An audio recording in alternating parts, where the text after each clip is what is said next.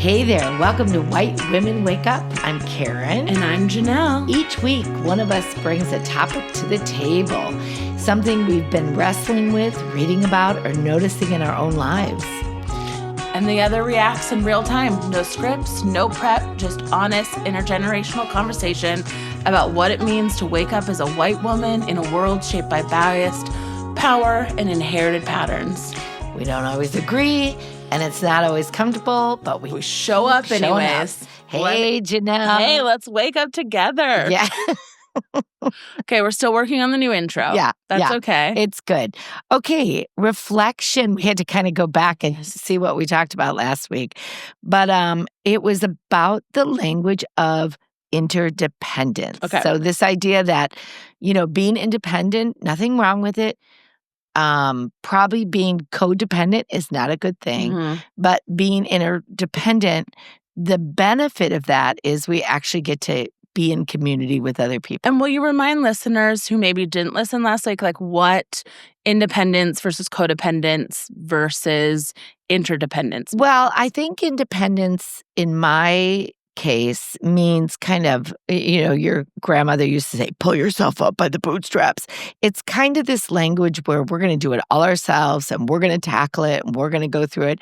And not that that's bad. I think independence is actually really healthy.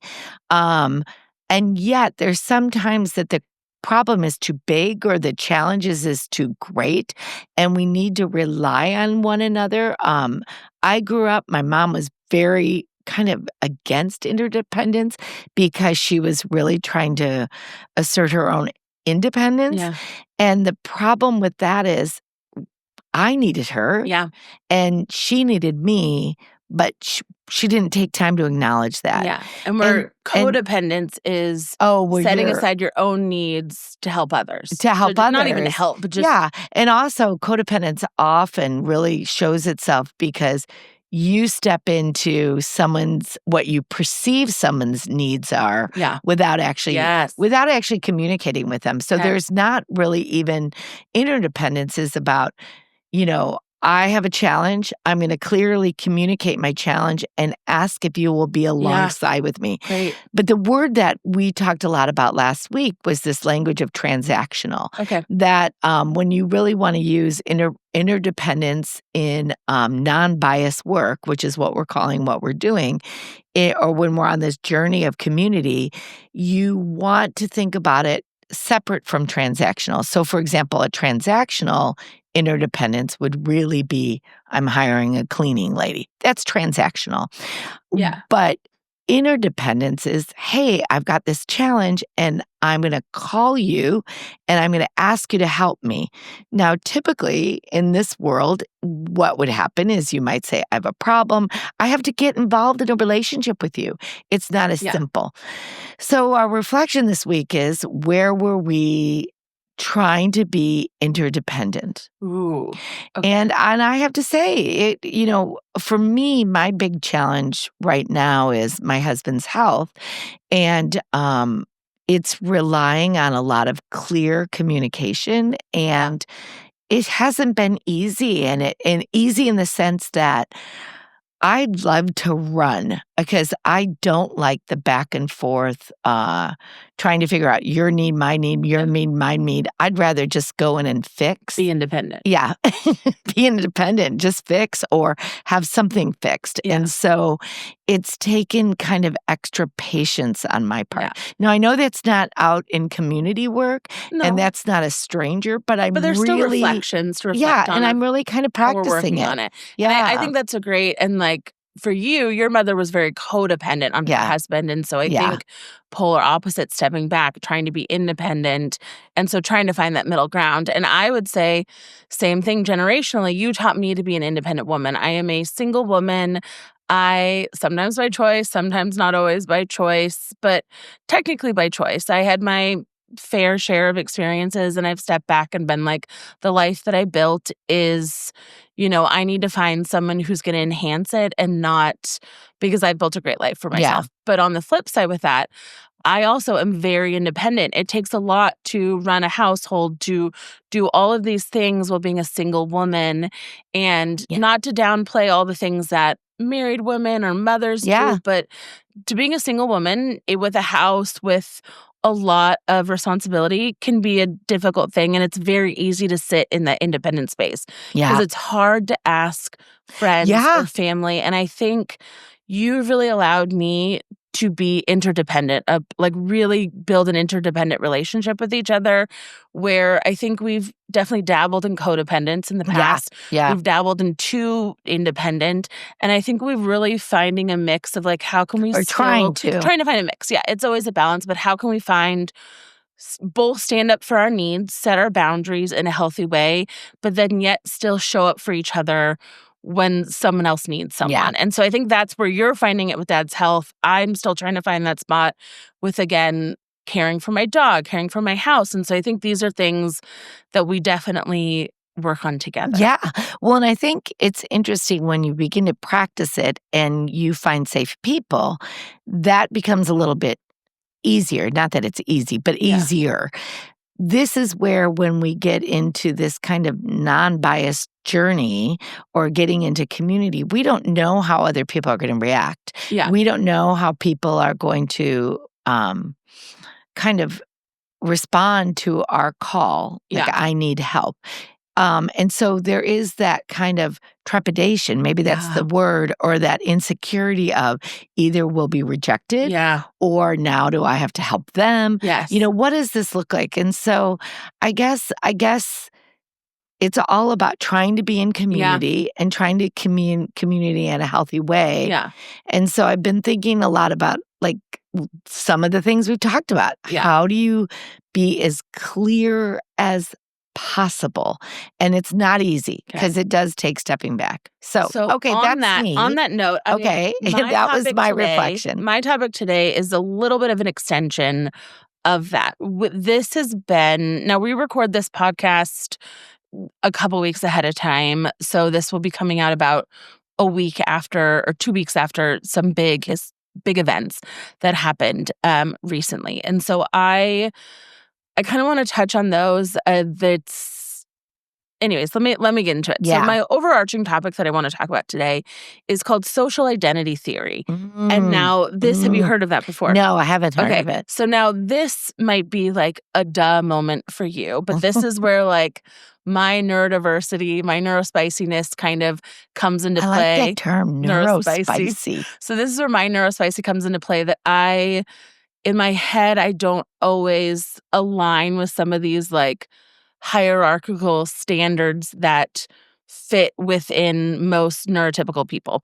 So social identity theory. So this is why this might be a duh to you, that you're like, yeah, this is what we've been talking about for a year. And I'm like, just understanding it now.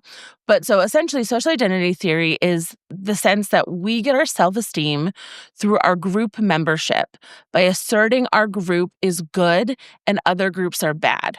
And so like this was something that was developed in the 1970s to kind of categorize people in different social groups and then really start to understand how influence and behavior and attitudes developed from there. So we have to have a good and bad. Like there has to be a comparative. There has to be that kind of dualistic evaluation. So at the core of this identity, it says majority of people you associate your belonging with good and outsiders as bad. And now there can be multiple places so it can be a social categorization. So this includes like characteristics of race, gender, class, nationality. So obviously a lot of what we talked about, that within white circles, we see white people as good and people outside of white circles as not so good. Like that would be the theory. Or women, we see women as good, men as bad in that sense. So people outside of Can I do a really abstract one, because this is not political or anything, but I grew up, my dad had a sailboat. And so he was very specific how to tie knots. You had to do your knots a specific way. And I could always tell someone if they were a good sailor versus a bad, if they were in the sailing club versus out of the sailing club, by the knots in which they tied. Exactly. So, which is really silly because I'm not a great sailor, but I tie a good sail knot. But it's not silly. I'm a good crew person. Because I think that's a great example of how small perceived biases can creep into your mind. Can creep into your mind. Oh, they don't know Yeah, how and even to this day, when you would have friends at our cabin and I would watch them tie their knot, I'd be like, huh, are they a boater? Are they not a boater? Anyway, so it's just kind of funny. So you're, whether they're in the club or out of the club. And so why this is a duh moment to me is like a lot of what we've been discussing, like you'll bring up a topic and I'll say like, I've never related to that. And so I think for me, like, for example, we have some family members who get very frustrated when you talk against white males. And now I understand it is because this is their social identity. They've grown up with the identity that a white male is a good thing. And so when we bring counteractions into that, it messes with their understanding of what is good because that is their societal who they belong to. So me as a white woman, I have never associated my identity with white womanness because that is just something in my mind. But where I started reflecting on this is, no, you froze a little bit in Zoom there. Sorry. Oh, no. Well, okay. I didn't freeze for the podcast, hopefully. Everyone's still hearing me. Yeah.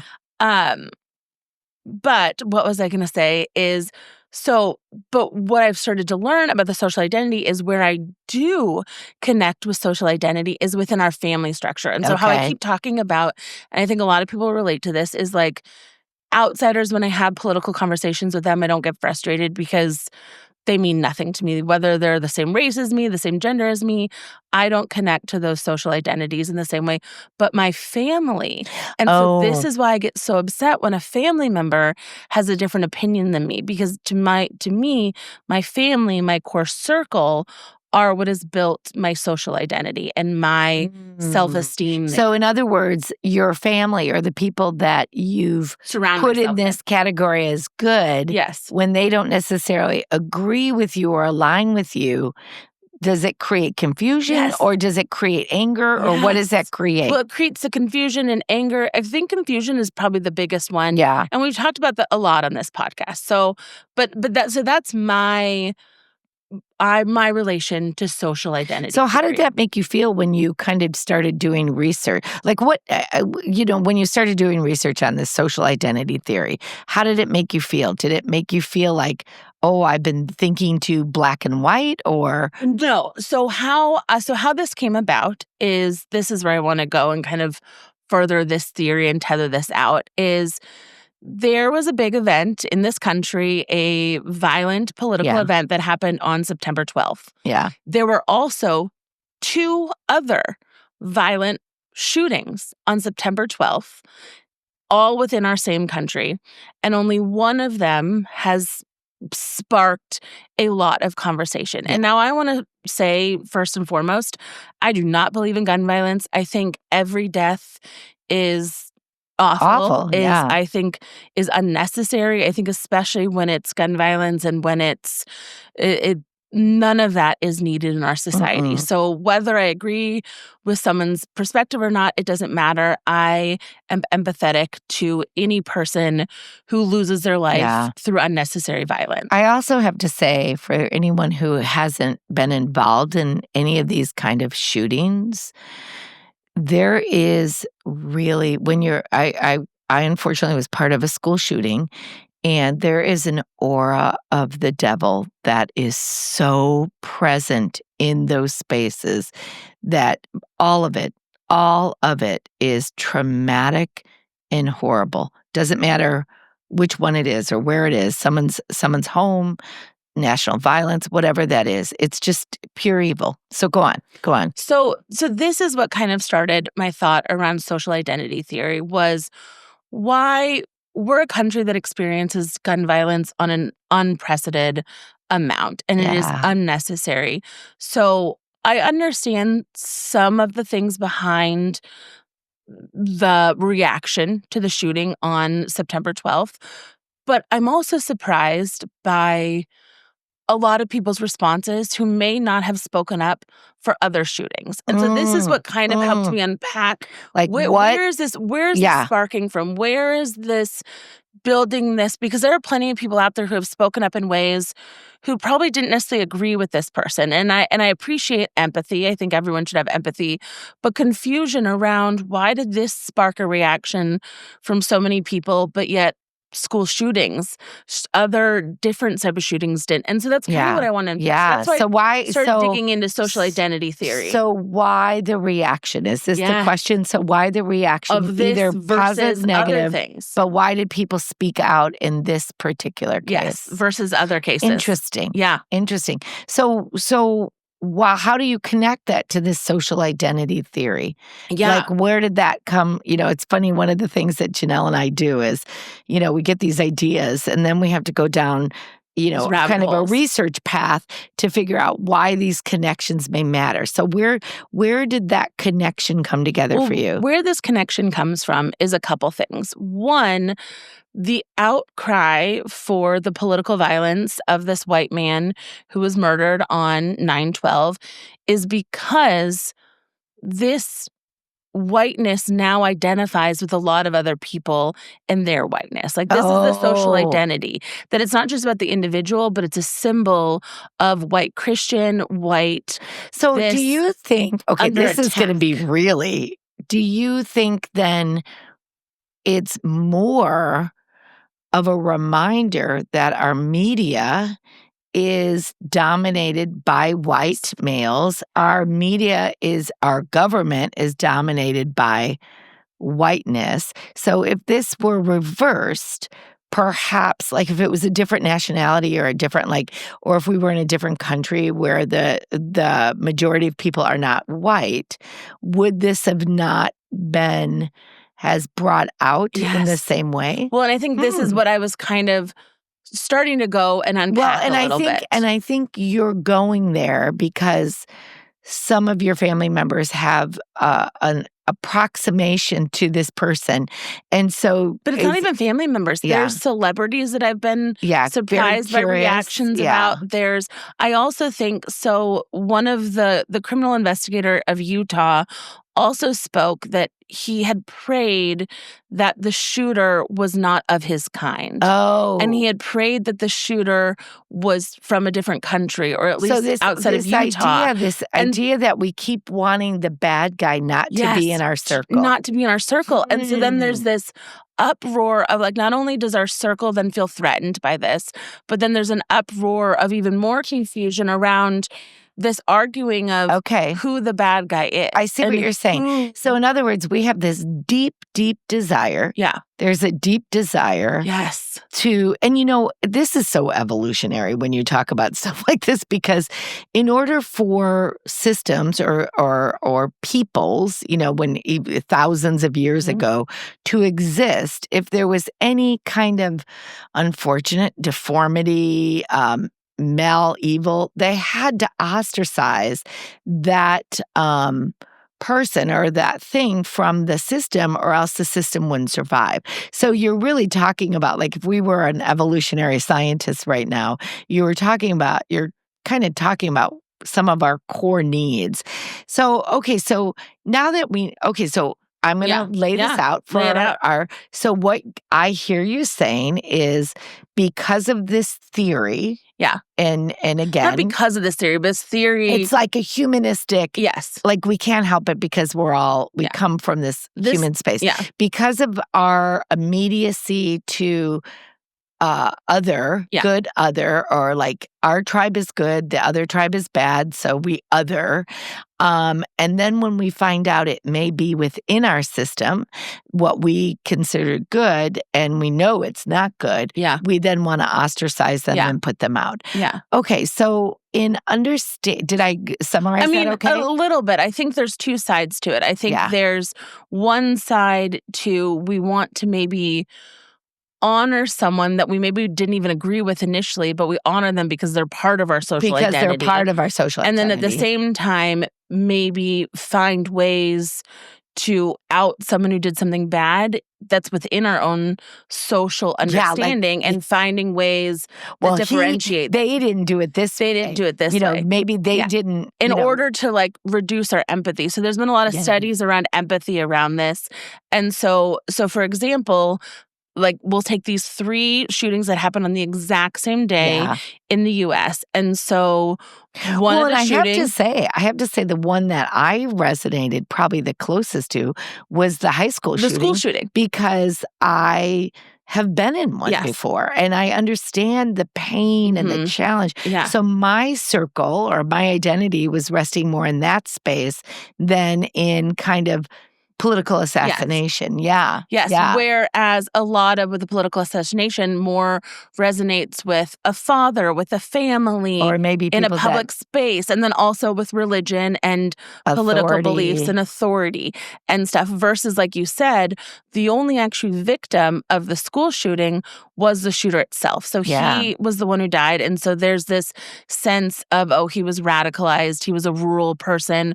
So there's not a lot of... So horrible. So we can separate ourselves from that empathetic. And then the third was a shooting in Brooklyn. Yeah. And so again, we can separate, like we as white people can separate ourselves. No, it was a housing project. It was, so there's separations of why that didn't even make national news, because it's not something that plagues our empathy.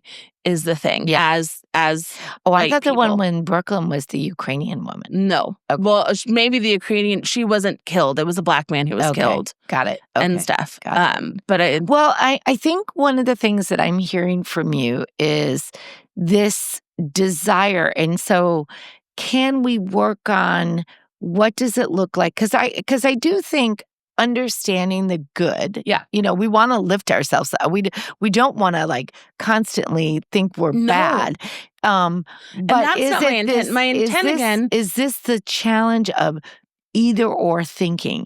Is this the challenge of I'm in, you're out versus can we be in this together? And one of the things I think the challenge is when it's black and white like that, in, out, we don't ever spend any time working on the problem. Yeah. Or black and white is a kind of a racist idiom. Well, I don't mean it that way. No, but it was a great example. But when we don't look at the nuances, maybe that's a better way of saying it. When we don't look at the nuances of who's in and who's out, we don't actually look at the causes or the underlying challenges that may exist in these spaces. Yeah, and I think everything we do with this podcast, it's more about, again, not shaming people, but bringing things to the surface. Yeah. Recognizing where we might get these natural inclinations of thought or bias. I think even your example in the beginning of the knots is a perfect example because it's so silly, but that is a bias you have against people of I'm not going to trust them to drive my boat. It is silly, but it could actually drive some decisions. Yes. If someone were to ask me to go boating with them and I watched how they tied up to a dock and I didn't like it. Yeah, you might not trust them to go boating. That's a great example. And so the same thing with this is our natural inclinations, because of the way the media is scripted, because of the way that we've been brought up to trust our own social identity and circle, it does create natural biases. So this is the same. So here's some kind of more statistics for you, is what they call the empathy gap. Have you heard about the empathy gap? Yeah, I kind of have, but So explain. The empathy gap has... my memory. It's been psychologically studied many different times. Many different well-known institutions have studied this. But essentially, it measures participants' psychological arousal against two different races. And so time and time again, they found that Caucasian observers reacted to pain suffered by African-American people less than they do to Caucasian people. Yeah. And this study has gone further that they've said viewers in general actually perceive white people as more painful stimuli and responded much more dramatically than they did for Black people. And so it's these consistent habits that when we see harm to people of color in the news, we don't have the same empathy and impact as we do to seeing white or our own social identity. And I went down even more to continue on to this, it goes further to talk about missing girls in this country. And I know every one of us out there who has been, a progressive supportive leader have seen the stories of missing Indigenous girls, missing Black girls. Oh, yeah. And you almost feel helpless and you don't know what to do. And so it becomes a little bit of white apathy again. Yeah. But I think... But if it was a famous... Not even a famous... white person's if it was a white child... Girl, even white children in general are 8% more likely to get to get media coverage. Okay, Then can I interrupt here? Yes. Okay. Or overrepresented by 8%, I should say. Yeah. Because I think it's, there's so many theories now you could jump into. You could talk about epigenetics, right? This idea that generationally we've been desensitized, and we were desensitized because we could watch lynchings, we could cause harm. So did we over generations become desensitized to the harm that is happening to people outside of this bubble you're calling good, what we call good? And it is interesting because the thing that always drives me is I visualize, people in my circles witnessing something horrific. Mm-hmm. I know my friends would jump in and do whatever they needed to do to save another human being.